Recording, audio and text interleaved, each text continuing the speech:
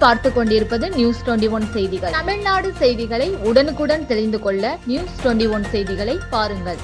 ராசிபுரம் மது போதையில் பெற்றோரை அடித்து துன்புறுத்திய அண்ணனை அடித்து கொண்டு நடுரோட்டில் தூக்கி வீசிய தம்பி. நாமக்கல் மாவட்டம் ராசிபுரம் அடுத்த வெண்ணந்தூர் ஒன்றிய மின்னக்கல் பகுதி கீழ்த்தெரு வடுகம் பாளையத்தில் வசிப்பவர் வெங்கடாச்சலம். இவர் கூலி தொழில் செய்து வருகிறார். இவரது மனைவி சின்னம்மாள். இவர்களுக்கு ஜெகநாதன் வயது 45 மற்றும் ரங்கநாதன் வயது 38 என்ற 2 மகன்கள் உள்ளனர். இவரது மகன் ஜெகநாதன் அதே பகுதியில் கூலி வேலை செய்து வருகிறார். அவரது தம்பி ரங்கநாதன் வெண்ணந்தூர் பகுதியில் கேபிள் ஆபரேட்டராக பணியாற்றி வருகிறார். கூலி தொழில் செய்து வந்த ஜெகநாதன் கடந்த சில மாதங்களாக குடிபோதையில் தனது பெற்றோர்களை அடித்து துன்புறுத்தி வந்ததாக கூறப்படுகிறது.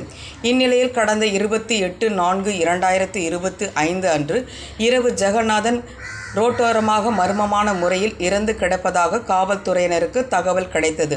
தகவல் அறிந்து சம்பவ இடத்திற்கு விரைந்த வெண்ணந்தூர் காவல்துறையினர் வழக்கு பதிவு செய்து இறந்தவரின் உடலை மீட்டு உடற்கூறு ஆய்விற்காக ராசிபுரம் அரசு மருத்துவமனைக்கு அனுப்பி வைத்தனர்.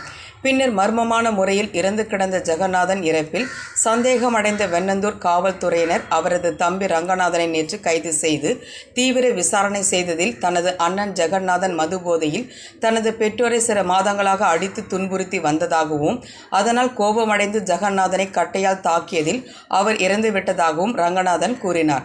மேலும் இறந்த தனது அண்ணன் ஜெகநாதனின் உடலை அப்பகுதியில் உள்ள அக்கம் பக்கத்தினர் யாரும் இல்லாத நேரமாக பார்த்து அவரை ரோட்டோரமாக தூக்கி வீசியதாகவும் போலீஸ் விசாரணையில் தெரிய வந்தது.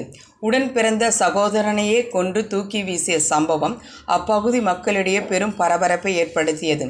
நியூஸ் 21 செய்திகளுக்காக நாமக்கல் மாவட்ட செய்தியாளர் சீனிவாசன்.